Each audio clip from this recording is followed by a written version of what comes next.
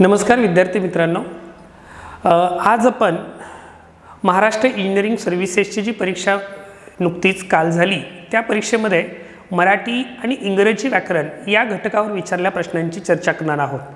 अर्थात या प्रश्नांची चर्चा करण्यामागचा हेतू तोच आहे की येणाऱ्या आयोगाच्या प्रश्नपत्रिकांचं स्वरूप कसं असेल, एक थोडासा ओझरता कटाक्ष आपला त्याच्यावर टाकता येईल या हेतूने आपण या प्रश्नांची चर्चा करणार आहोत। महाराष्ट्र इंजिनिअरिंग सर्व्हिसेससाठी 10 गुण जे आहेत हे मराठी व्याकरणासाठी आहेत आणि 10 गुण जे आहेत हे इंग्रजी व्याकरणासाठी आहेत। पण या प्रश्नांच्या स्वरूपावरून आपल्याला पुढील PSI STI ASOची जी मुख्य परीक्षा या वर्षात होईल किंवा राज्यसेवा मुख्य परीक्षा या वर्षात होईल त्या परीक्षेला विचारलेल्या प्रश्नांची एक साधारणपणे आपल्याला त्याचा अंदाज घेता येईल म्हणून आपण या प्रश्नांची चर्चा करणार आहोत। याच्यामध्ये जे प्रश्न विचारलेले होते त्यामध्ये अर्थात व्याकरणावर मराठी व्याकरणामध्ये 5 प्रश्न होते, पण त्यापैकी 2 प्रश्न हे शब्दसंग्रहावर होते आणि 3 प्रश्न हे व्याकरणावर आधारित होते। तर त्या प्रश्नांच्या बद्दल आपण आज पहिल्यांदा बघूया। यातला पहिला प्रश्न आहे, दिगंत या शब्दाच्या संधीचा खालीलपैकी योग्य पर्याय निवडा। अर्थात दिगंत या शब्दाची जी संधी विग्रह जर आपण करायला गेलो तर दिगंत या शब्दाचा संधी विग्रह करत असताना साहजिकच या ठिकाणी हा संधी विग्रह दिक अधिक अंत असा केला जातो। दिक अधिक अंत म्हणजे तुमचं 4 नंबरचं ऑप्शन हे उत्तर आहे। अर्थात हे तृतीय व्यंजन संधीचं उदाहरण आहे। अनुनासिकाखेरीज कोणत्याही स्पर्श व्यंजना पुढे जर मृदुवर्ण, तोही अनुनासिकाशिवाय जर मृदुवर्ण आला तर त्या स्पर्श व्यंजनाच्या जागी त्याच्याच वर्गातलं तिसरं व्यंजन येतं, म्हणजे दिकच्या जागी ग हे व्यंजन येणार आहे आणि त्याच्यामध्ये पुढचा अ आणि अनुस्वार मिसळून दिगंत हा संधी होतो। जसं दिक अधिक अंबर दिगंबर होतं तसं दिक अधिक अंत दिगंत असा तो संधी होणार आहे। तर त्यामुळे पहिल्या प्रश्नाचं उत्तर जे आहे हे 4 नंबरचं ऑप्शन असणार आहे। दिक अधिक अंत हा तृतीय व्यंजन संधी आहे। लक्षात काय ठेवाल की अनुनासिकाखेरीज कोणत्याही स्पर्श व्यंजना पुढे अनुनासिकाशिवाय कोणताही मृदुवर्ण आला तर त्या स्पर्श व्यंजनाच्या जागी त्याच्याच वर्गातलं तिसरं व्यंजन येतं। क ख ग, ग हे तिसरं व्यंजन आहे। त्यामुळे दिग अधिक अंत आणि त्यामुळे हा संधी होताना दिगंत असा तो संधी होणार आहे। दिग अधिक अंत संधी काय होणार आहे? दिगंत असा हा संधी होणार आहे। पुढचा प्रश्न आहे, पांग फेडणे या वाक्प्रचाराचा अचूक अर्थ असलेला पर्याय कोणता? तर पांग फेडणे त्यांनी पहिला ऑप्शन दिलाय मनोरथ सफल करणे, दुसरा ऑप्शन दिलाय इच्छा पूर्ण करणे, तिसरा पंगुपणा दूर करणे आणि चौथा चिंता दूर करणे, असे 4 ऑप्शन दिलेले आहेत। अर्थात एखाद्याने पांग फेडलं म्हणजे आपण म्हणतो की बाबांनो त्यांनी आईवडिलांचे पांग फेडले, आईवडिलांचे पांग फेडले याचा अर्थ लक्षात येतो आपल्या की आईवडिलांचं मनोरथ पूर्ण केलं, इच्छा पूर्ण केली असा त्याचा अर्थ होऊ शकतो। म्हणजेच ए आणि बी हे या ठिकाणी बरोबर आहेत। पंगुपणा दूर करणे असा त्याचा अर्थ होणार नाही पांग फेडणेचा। त्याच्यानंतर यामध्ये डी ऑप्शन आहे चिंता दूर करणे। अर्थात पांग फेडणे, आईवडिलांचे पांग फेडले म्हणजे आईवडिलांचं टेन्शन कमी केलं असाही त्याचा अर्थ होतो। म्हणजे या ठिकाणी तुमच्या लक्षात येईल की ए फक्त बरोबर असं म्हणू शकत नाही। जर ए फक्त बरोबर म्हणायचं झालं तर ए आणि बी चे अर्थ समान आहेत। मनोरथ सफल करणे म्हणजेच इच्छा पूर्ण करणे, म्हणजे पहिला ऑप्शन हा उत्तर असू शकत नाही। सी व डी बरोबर म्हणू शकत नाही कारण सी पंगुपणा दूर करणे म्हणजेच पांग फेडणे असा अर्थ होत नाही। मग साहजिकच याचं उत्तर ए बी व डी बरोबर आहे, कारण जर ए आणि डी बरोबर म्हटला तर ए आणि बी ह्या दोघांचेही अर्थ समान आहेत। त्यामुळे याचं उत्तर 3 नंबरचं ऑप्शन असणार आहे। ए बी व डी बरोबर येतील, त्यातला सी चुकीचा आहे। पुढे नागरिकांनी आपणाला राष्ट्रभक्त मानले पाहिजे या वाक्यातील सर्वनामाचा प्रकार ओळखा असा प्रश्न तुम्हाला विचारलेला आहे। अर्थात नागरिकांनी आपणाला राष्ट्रभक्त मानले पाहिजे म्हणजे नागरिकांनी स्वतःला म्हणजेच आपणाला राष्ट्रभक्त मानले पाहिजे। आपण आणि स्वतः ही सर्वनामे कोणत्याही नामानंतर आली जरी समजा वाक्यामध्ये आपणाला हा शब्द नसता तरी वाक्याचा अर्थ पूर्ण झाला असता। नागरिकांनी राष्ट्रभक्त मानले पाहिजे। अर्थात स्वतःला हा शब्द त्या नामावर भर देण्यासाठी वापरला, त्यामुळे ते या वाक्यामध्ये आत्मवाचक सर्वनाम आहे आणि आत्मवाचक सर्वनाम असल्यामुळे याचं उत्तर कोणतं येईल? सी फक्त बरोबर, बाकी सर्व चूक, हे त्याचं उत्तर असलं पाहिजे। त्याच्या पुढे चौथा प्रश्न आहे, उद्यापासून परीक्षा सुरू होईल, विश्वास परीक्षेत वर्गात पहिला आला म्हणून वर्ग शिक्षकांनी त्याला बक्षीस दिले, जर परीक्षा नसत्या तर मुलांनी अभ्यास केला नसता, वरील वाक्यामधून मिश्र वाक्य ओळखा। तर याच्यामध्ये लक्षात ठेवा, मिश्र वाक्य कशाला म्हटलं जातं? दोन किंवा दोनपेक्षा अधिक वाक्य जर गौणत्व सूचक उभयान्वयी अव्ययांनी जोडलेली असतील तर तयार झालेल्या वाक्याला आपण मिश्र वाक्य असं म्हणतो। तर यामध्ये तुमच्या लक्षात येईल, उद्यापासून परीक्षा सुरू होईल हे केवल वाक्य आहे, कारण या वाक्यामध्ये एकच कर्ता आणि एकच क्रियापद आहे, त्यामुळे हे केवल वाक्य आहे। होईल हे एकच क्रियापद झालं, त्यामुळे ते केवल वाक्य असणार आहे। विश्वास परीक्षेत वर्गात पहिला आला म्हणून वर्ग शिक्षकांनी त्याला बक्षीस दिले, विश्वास परीक्षेत वर्गात पहिला आला याचा परिणाम काय झाला? वर्ग शिक्षकांनी त्याला बक्षीस दिले।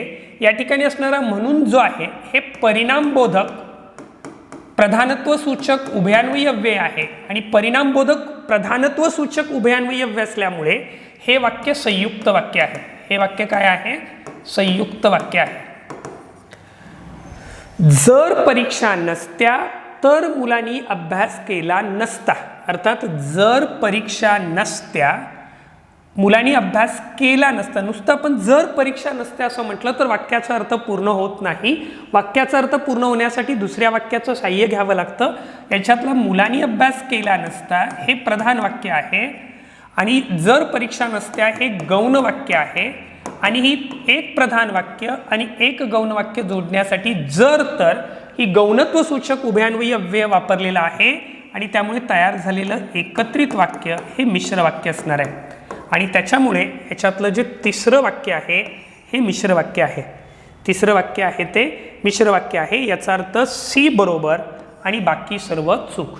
सी बरोबर आणि बाकी सर्व चूक। तिसरं वाक्य हे मिश्र वाक्य आहे, पहिलं वाक्य केवल वाक्य आहे, दुसरं वाक्य संयुक्त वाक्य आहे आणि तिसरं वाक्य जे आहे हे मिश्र वाक्य आहे। त्याच्यानंतर पुढचा प्रश्न आहे व्याकरणावरचा, खालीलपैकी विशेषणांचा गट ओळखा। पहिला गट आहे प्रेरणा संवाद, दुसरा शुभ्र रेखीव, तिसरा जिंकली येते आणि चौथा म्हणून अथवा। तर तुमच्या लक्षात येईल की प्रेरणा आणि संवाद ही भाववाचक नामे आहेत। प्रेरणा आणि संवाद ही भाववाचक नामे आहेत। म्हणजे समजा शिक्षकांमुळे मला अभ्यासाची प्रेरणा मिळाली, काय मिळाली? प्रेरणा, अर्थात हे भाववाचक नाम आहे। किंवा आम्हाला त्यांचा संवाद ऐकू आला, काय ऐकू आला? संवाद, हे भाववाचक नाम आहे। शुभ्र आणि रेखीव म्हणजे समजा कापड कसं आहे? शुभ्र आहे, म्हणजे शुभ्र वस्त्र असं जर आपण म्हटलं तर शुभ्र हा शब्द विशेषणाचं काम करतोय। किंवा रेखीव कोरीव काम असं म्हटलं तर रेखीव हा शब्द विशेषणाचं काम करतोय। जिंकली आणि येते ही क्रियापद आहेत, कारण जिंकणे आणि येणे या क्रियेचा बोध होतोय। म्हणून अथवा ही उभयान्वयी अव्यय आहेत, म्हणजे ते लक्षात येईल जिंकली किंवा येते ही क्रियापद आहेत, म्हणून अथवा ही उभयान्वयी अव्यय आहेत, उभयान्वयी अव्यय आहेत आणि त्याच्यामुळे शुभ्र आणि रेखीव हे जे दोन शब्द आहेत हे विशेषणाचं काम करत आहेत। त्यामुळे पर्याय कोणता येईल? याच्यातलं बी बरोबर आहे, बाकी सर्व चूक आहे। बी बरोबर आहे, बाकी सर्व चूक आहे। तर अशा पद्धतीने या ठिकाणी 5 प्रश्न जे विचारलेले होते त्यातले 2 प्रश्न हे शब्दसंग्रहावर होते आणि 3 प्रश्न हे व्याकरणावर होते। आणि लक्षात ठेवा या ठिकाणी 5च प्रश्न मराठी व्याकरण किंवा शब्दसंग्रहासाठी आहेत, पण या ठिकाणी तुमच्या लक्षात येतं याचा जो प्रमाण आहे त्यामध्ये जवळपास शब्दसंग्रह आणि व्याकरण ह्या घटकावर समसमान प्रश्न अलीकडच्या परीक्षांच्या मध्ये विचारले जातात। त्यामुळे आपल्याला व्याकरणाबरोबर शब्दसंग्रहाची तयारी करणं सुद्धा अतिशय महत्त्वाचं ठरतं। त्याच्यानंतर या ठिकाणी पुढचा जो प्रश्न होता, पुढचे 5 प्रश्न, प्रश्न क्रमांक 6 ते 10 हे उतार्यावर आधारित विचारलेले होते। खूप अतिशय चांगला उतारा या ठिकाणी दिलेला आहे की जो स्पर्धा परीक्षेच्या क्षेत्रामध्ये असणाऱ्या विद्यार्थ्यांसाठी, स्पर्धा परीक्षेची तयारी करणाऱ्या विद्यार्थ्यांसाठी, त्याचबरोबर स्पर्धा परीक्षेमध्ये असणाऱ्या शिक्षकांसाठी, लेखकांसाठी आणि सर्वच घटकांसाठी अतिशय मार्गदर्शक असा उतारा आहे। मी तर म्हणेल की प्रत्येक स्पर्धा परीक्षेच्या विद्यार्थ्याने, शिक्षकाने, लेखकाने किंवा या ठिकाणी मार्गदर्शकाची भूमिका पार पाडणाऱ्या प्रत्येक व्यक्तीने हा उतारा काळजीपूर्वक वाचणं गरजेचं आहे. तर या उतार्यामध्ये आपण अर्थात उतार्याची चर्चा थोडक्यात करूया. यामध्ये तुमच्या लक्षात येईल की सुरुवातीला काय म्हटलेलं आहे, शरीरातील पेशींना सूक्ष्मदर्शक यंत्राखाली तपासताना त्याच्या रचनेतील निसर्गदत्त सुबकता व सौंदर्य जाणवते. अर्थात ही सुबकता केवळ शिस्त पालनामुळे येते. तुम्हाला माहिती असेल की जर समजा एखादी व्यक्ती डिस्टर्ब असेल, मानसिक दृष्ट्या ती स्थिर नसेल आणि जर आपण तिच्या पेशींचा सूक्ष्मदर्शकाखाली अभ्यास केला तर अर्थात त्याच्यामध्ये सुबकता सौंदर्य जाणवत नाही. अर्थात सजीवांच्या काही निर्जीवांच्या, जर समजा तुम्ही एखाद्या सरोवराच्या काठावर बसलेला आहात, तिथं निसर्गरम्य असं वातावरण आहे आणि त्या ठिकाणी त्या पाण्याच्या थेंबाचा जर तुम्ही सूक्ष्मदर्शकाखाली निरीक्षण केलं तर एक सुसंगत असा पॅटर्न दिसेल. पण जर समजा त्या सरोवराच्या काठावर खूप मोठमोठ्याने लोक ओरडत आहेत, भांडणं होत आहेत, खूप वातावरण दूषित आहे आणि जर तुम्ही त्या पाण्याच्या थेंबाचं सूक्ष्मदर्शकाखाली निरीक्षण केलं तर तुमच्या लक्षात येईल की त्या ठिकाणी तो सुसंगत पॅटर्न तुम्हाला त्या सूक्ष्मदर्शकाखाली दिसून येत नाही. म्हणजे सभोवताली घडणाऱ्या घटनेचे पडसाद हे सजीवांच्या प्रमाणे काही निर्जीव घटकांच्या मध्ये सुद्धा आपल्याला दिसून येतात आणि आपण तर हाडामासाची माणसं आहोत. त्यामुळे जर आपल्याला कुठेतरी आपल्या पेशींच्या मध्ये असणारा ही सुबकता आणि सौंदर्य पाहिजे असेल तर ही सुबकता आणि सौंदर्य शिस्त पालनामुळे येतं. शिस्त मोडून वेड्या वाकड्या अस्ताव्यस्त पसरलेल्या पेशी म्हणजे कर्करोगांची सुरुवात. शिस्त मोडून वेड्या वाकड्या अस्ताव्यस्त पसरलेल्या पेशी म्हणजे कर्करोगाची सुरुवात. कर्करोगामध्ये काय होतं, अनियंत्रित वाढ होते, पेशींची अनियंत्रित वाढ होते, कारण ती शिस्त मोडलेली असते, बेशिस्त झालेल्या असतात. पेशींची बेसुमार वाढ आणि ती देखील प्रचंड वेगाने होणे हे कर्करोगाचे दुसरे लक्षण असते. ही झटपट, बेसुमार, अनियंत्रित वाढ ही रोगट असते. खूप अतिशय चांगला असा उतारा आहे. झटपट, बेसुमार, अनियंत्रित वाढ ही रोगट असते, अभद्र असते. हल्लीच वाचण्यात आलं होतं की एक तहसीलदार पदावरची मुलगी तिच्या लॉकरमध्ये सोन्याची बिस्किटं व भरपूर मालमत्ता सापडली. काय वय त्या मुलीचं, शासकीय सेवेत येऊन किती वर्ष झालेली, इतक्या झटपट मालमत्ता एवढी वाढतेच कशी. ही वाढ देखील रोगट असते. अर्थात इथे संदर्भ कोणता आहे, अगोदर सुरुवातीला काय म्हटलेलं आहे, पेशींची बेसुमार वाढ आणि ती देखील प्रचंड वेगाने होणे कर्करोगाचं दुसरं लक्षण आहे. या ठिकाणी झटपट, बेसुमार, अनियंत्रित वाढ ही रोगट असते, अभद्र असते. म्हणजे पेशीमध्ये जर बेसुमार वाढ झाली तर कर्करोग होतो. तसाच लक्षात ठेवा, जर आपण अगदी अफाट संपत्ती झपाटल्यासारखी प्रचंड वेगाने जमा करत असू तर ते सुद्धा रोगट लक्षण आहे. अर्थात मानवी कर्करोगाचं, मानसिक कर्करोगाचं लक्षण आहे असं लेखकाला यामध्ये म्हणायचं आहे. प्रत्येकाला एका रात्रीतच श्रीमंत आणि प्रसिद्ध व्हायचं असतं. वाट पाहण्याची कुणाचीच तयारी नाही. विना अनुदानित शिक्षण व्यवस्थेमुळे गुणवत्ता महत्त्वाची उरलीच नाही. शिक्षण देखील एक उद्योगच झाला आहे. पैसा देऊन शिकायचं, शिकून पैसा कमवायचा, असंच विद्यार्थ्याचं जगणं समजतात. म्हणजे एक सूत्र झालेलं आहे की आपण शिक्षणासाठी पैसा खर्च केलेला आहे, याचा अर्थ मी नोकरी मिळाल्यावर त्या शिक्षणातून मला पैसा कमवता यायला हवा. शिक्षण देखील एक उद्योगच झाला आहे. शिक्षण देखील एक उद्योगच झाला आहे. पायी चालत शाळेत पैसा देऊन शिकायचं आणि शिकून पैसा कमवायचा, यालाच विद्यार्थी जगणं समजतात. पूर्वीच्या काळी शाळेचे मुख्याध्यापक देखील पायी चालत शाळेत येत असत. पण आज साधे राहणीमान व पायी चालणे प्रतिष्ठेचे समजले जात नाही. आज उद्योग व्यवसाय सुरू केला की उद्या गाडी हवी, बंगला हवा, हे सूत्र झालंय जगण्याचं.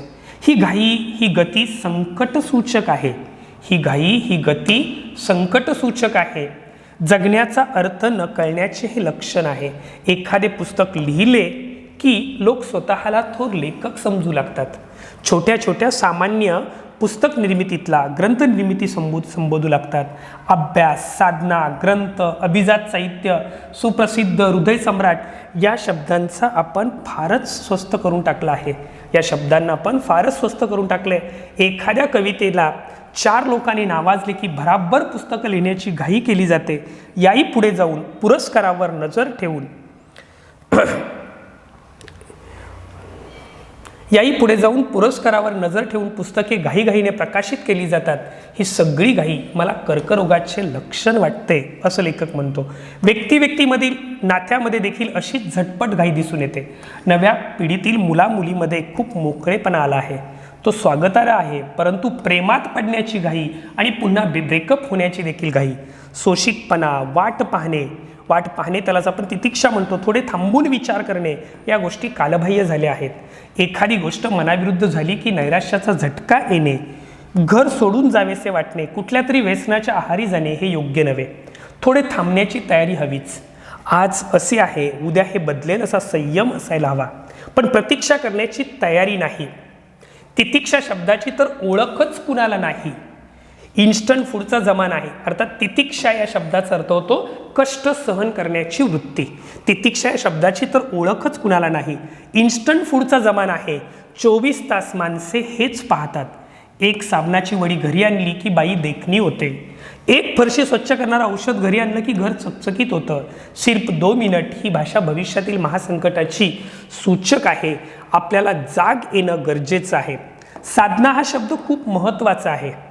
ते शब्द आणि त्याचा अर्थ कळाला तर जीवन समृद्ध होतं. अर्थात साधना, एखादी गोष्ट साध्य करण्यासाठी आपल्याजवळ कष्ट करण्याची, संयम असण्याची ही जी वृत्ती आहे, ही साधना हा शब्द खूप महत्त्वाचा आहे. तो शब्द आणि त्याचा अर्थ कळला की जीवन समृद्ध होतं. पण कोणत्याही शिक्षणक्रमाच्या प्रवेशासाठीच्या कोचिंग क्लासकडे पाहिलं तर लक्षात येतं की केवळ परीक्षेतील यशाकडे डोळे ठेवून अभ्यास केला जातो. झटपट इंग्रजी शिका, झटपट इंग्रजी शिका, काहीही झटपटच शिका असे तमाम जनता म्हणते. ही सगळी घाई मला खूपच भीतीदायक वाटते. समाजाच्या कर्करोगाची चाहूल याच्यातून लागते.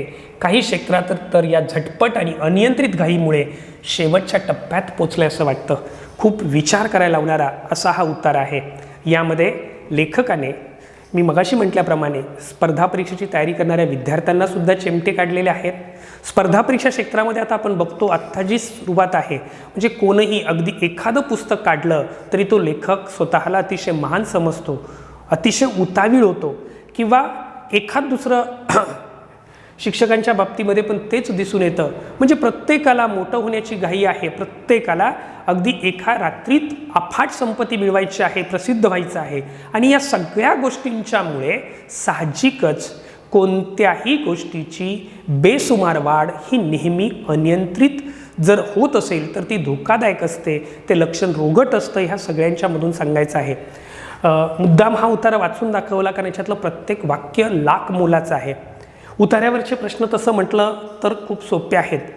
बऱ्याच प्रश्नांची उत्तरं तुम्ही उतारा न वाचता सुद्धा देऊ शकता. ज्याच्याजवळ सतसत विवेकबुद्धी आहे अशा विद्यार्थ्यांना खरं तर उतारा वाचण्याची आवश्यकता सुद्धा नाही. एवढे सोपे प्रश्न त्याच्यावर आहेत. पहिला आहे, कर्करोग आणि कोणतीही गोष्ट झटपट होण्याची घाई यातील साम्य कोणते? तर कर्करोग आणि कोणती गोष्ट झटपट होण्याची असेल तर त्याच्यामध्ये कोणती गोष्ट झटपट आहे तर तिचा प्रवास हा घातकता आणि विनाशाकडे जातो. त्याचा प्रवास हा घातकता आणि विनाशाकडे जातो. आपल्याला अर्थातच हा जो जंक फूडचा जमाना आहे, झटपटचा जमाना आहे, लगेच पटकन एखादी गोष्ट झाली पाहिजे असं वाटत असेल तर कुठे ना कुठेतरी आपल्याकडे ते धोकादायक आहे, विनाशाकडे जाणार आहे. त्यामुळे याच्यासाठी उतारा वाचण्याची सुद्धा आवश्यकता नाही. पटकन हे तुम्ही सांगू शकता. निरोगीपणा त्याच्यामधून येणारच नाही. तितिक्षा, कर्करोग आणि एखाद्या गोष्टीची कोणती गोष्ट झटपट होण्याची घाई हे एक्झॅक्ट तितिक्षेच्या विरुद्ध आहे. तितिक्षा याचा अर्थ कष्ट करण्याची वृत्ती, सोशिकतेची वृत्ती, त्याला आपण तितिक्षा म्हणतो. त्यामुळे हे उत्तर असू शकत नाही. यशाचे सूचन, अर्थात याच्यातून यश मिळू शकत नाही, अर्थात यश तिथपर्यंत ते टिकू शकत नाही अशा पद्धतीने. मग याच्यामध्ये तुमच्या लक्षात येईल की ऑप्शनवरून जर तुम्ही गेलात फक्त ए आणि डी बरोबर, ए आणि डी बरोबर नाही, फक्त ए चूक बाकी सर्व बरोबर, ए चूक बाकी सर्व बरोबर नाही. यामध्ये बी सी डी चूक, फक्त ए बरोबर, अर्थात तिसरा ऑप्शन हे उत्तर असणार आहे. त्याच्यातलं बी सी डी चूक आहे, ए बरोबर आहे. उतारा काळजीपूर्वक वाचलात. याच्यापेक्षा सुद्धा जास्त महत्त्वाचं, प्रश्न काळजीपूर्वक वाचून उत्तरापर्यंत पोहोचणं अतिशय महत्त्वाचं आहे. पुढचा प्रश्न आहे,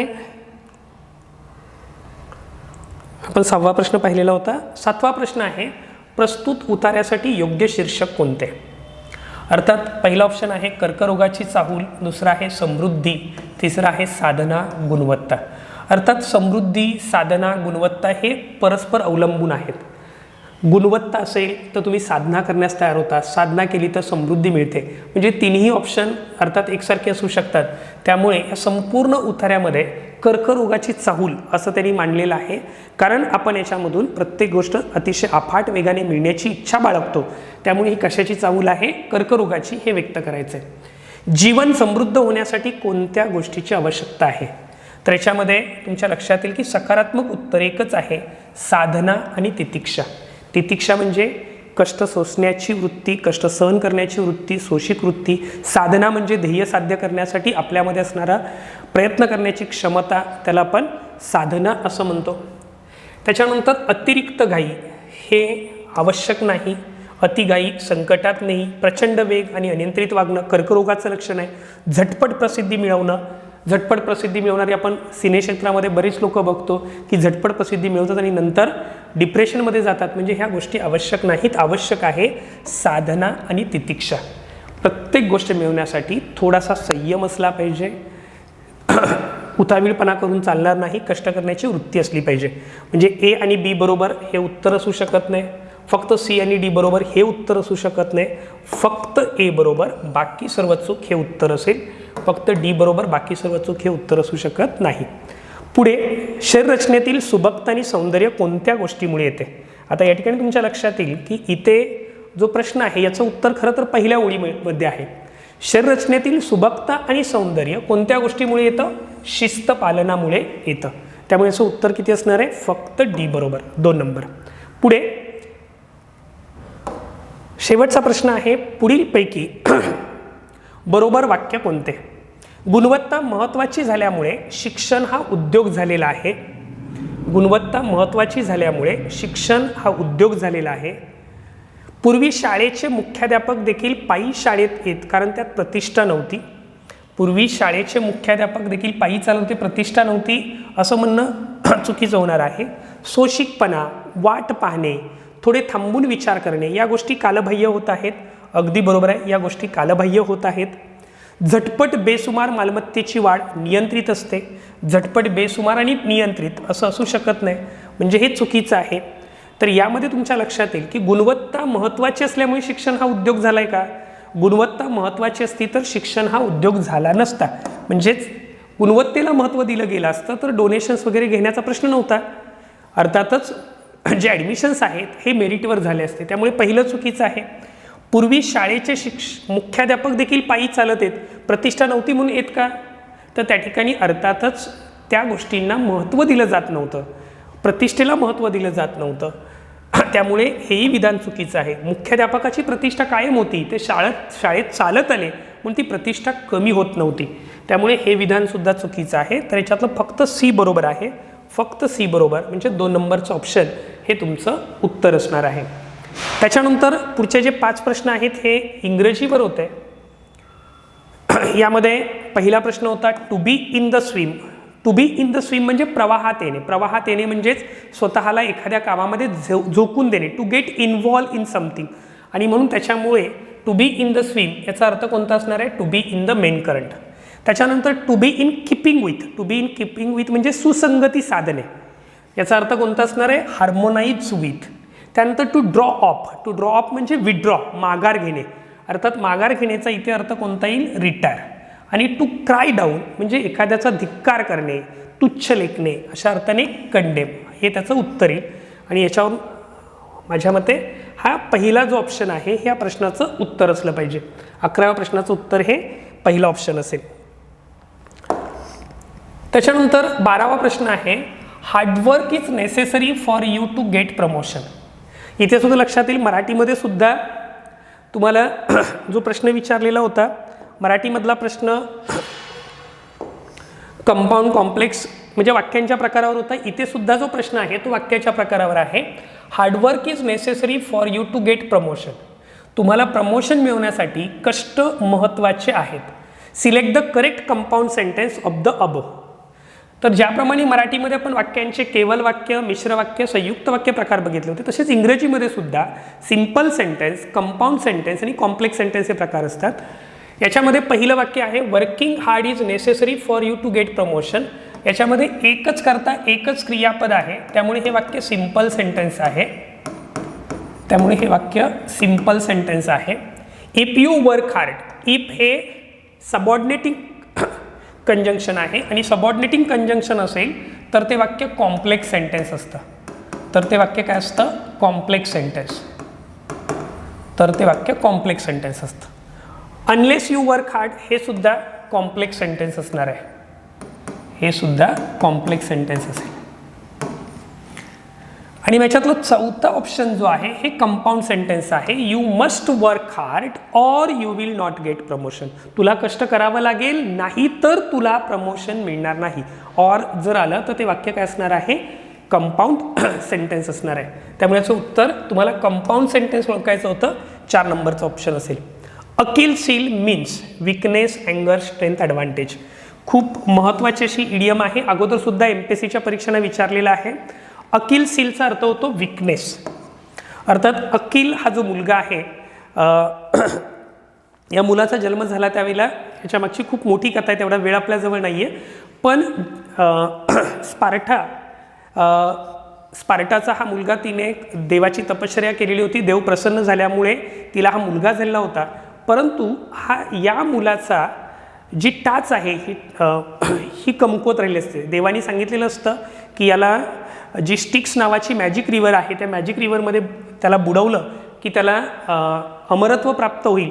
परंतु आईने त्याला पाण्यामध्ये बुडवताना त्याच्या टाचेला पकडलं होतं आणि त्यामुळे टाचेला त्या स्टिक्स नदीच्या पाण्याचा स्पर्श झाला नव्हता. त्यामुळे ती टाच जी आहे ती त्याचा विकनेस राहिलेली होती.